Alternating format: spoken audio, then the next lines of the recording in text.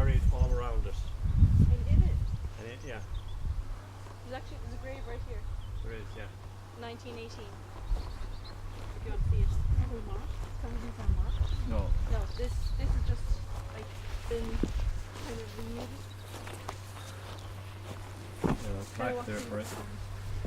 That's lots of that stone. But just, This is kind of just disrespectful to step on the stone. No, the stones on the inside are from the church. no, these are the church. These are the church stones. Oh, okay. Graves are around on the outside. Okay. In here. He's buried in What's the well, name? at least John and Bridget Walsh died 18. Oh, this is the document. Aged 5 months. Michael, Joseph, and William, Twins. sons of John and Bridget? Bridget Welch. 1918. Oh Yeah. my gosh. Father Mike, I didn't know this was out here. Yeah, it is.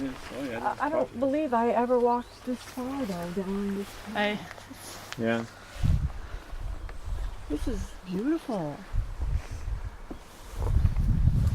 There's, some other interesting things too here. During the, around the time of the French Revolution, one of the things they did here in Ireland was not allow people to practice religion, not allow people to be educated. If you allowed people to practice religion, it gave them hope and, strength and stuff. Education gave them power. So the English government banned those two things. So with the result that the Irish set up what they call hedge schools. The learned man in the community got the kids around behind the hedges at night and would share oral history and teach the kids. So that's why in Ireland there's such an oral tradition. So that was one of the ways that Ireland circumvented the obstacle of not being able to educate.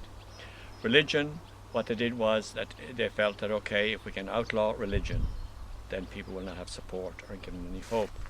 So a lot of people who wanted to become priests, young men, they went to France and were ordained in France, and it was around the time of the French Revolution. And they came over and they brought a lot of the ideas here. But one of the ways they did was, that the English government was, they hunted priests and they put a price on priests' heads. Back then it was £5. And if you presented the head of a priest to the English authority, you got paid for it. So in this area there was a famous priest hunter called Sean na Sagart. Now he's buried in Ballintubber Abbey, but his real name was John Maloney. And Sean na Sagart means, Sean is the Irish for John, and na Sagart means priest, John of the priests. Okay?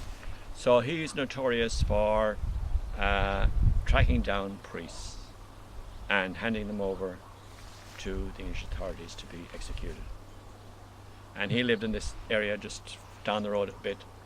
And there's a lake over here, the other side of the road, called Loch na Gian, which means the lake of the heads. And that's where he was supposed to have dumped the heads of the priests that he killed, in a sense. Yeah. And the story is that there's one priest he could not catch. And one day he told his wife, this is the trick I'm going to use.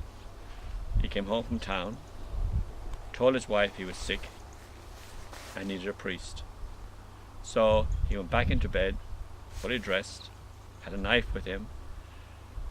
His wife got this priest to come. He made a dive for the priest, but missed, and the priest ran. And he followed the priest up along the mountainside, up to close where called Partry, and finally threw the knife at the priest and missed, and the priest turned around and killed him.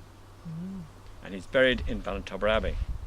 But there was a tree that grew on his grave, and it never blossomed.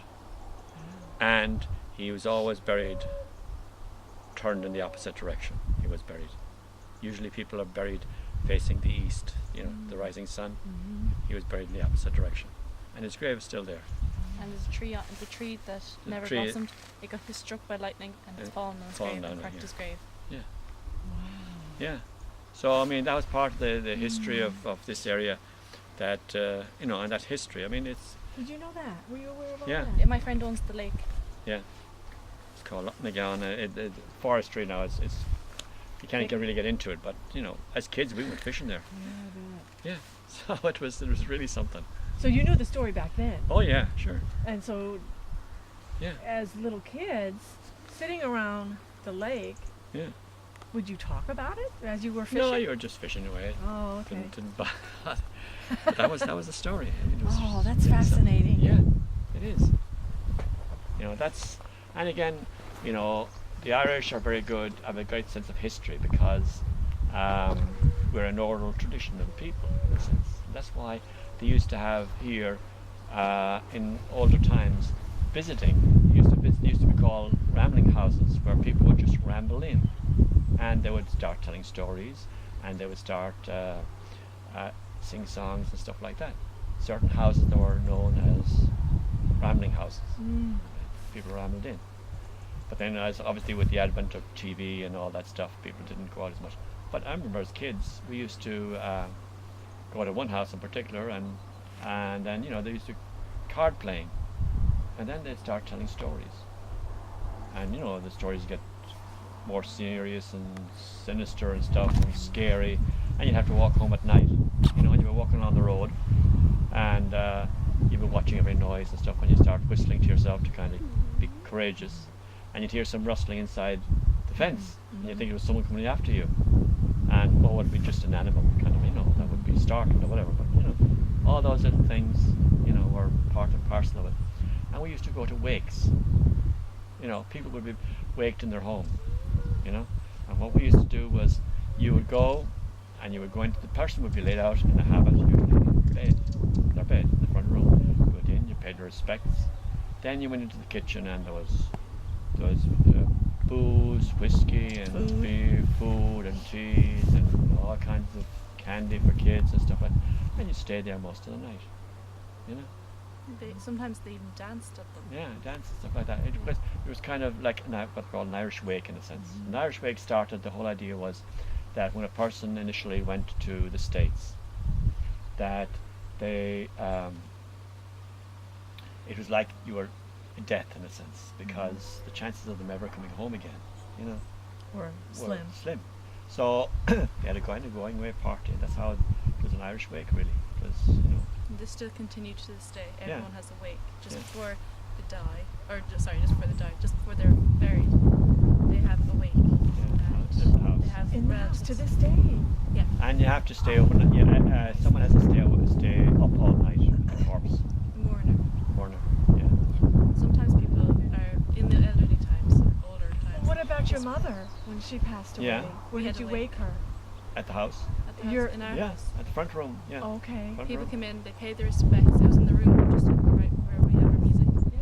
She was just in there, because I remember as a young girl going in to see her, but she was just in there. People would walk in, Yes. they'd walk in, they'd pay their respects to Nan, and they'd walk out, and they'd walk into the kitchen, and they'd talk to the family, and they'd have a few sandwiches, tea, and everyone would talk and get together.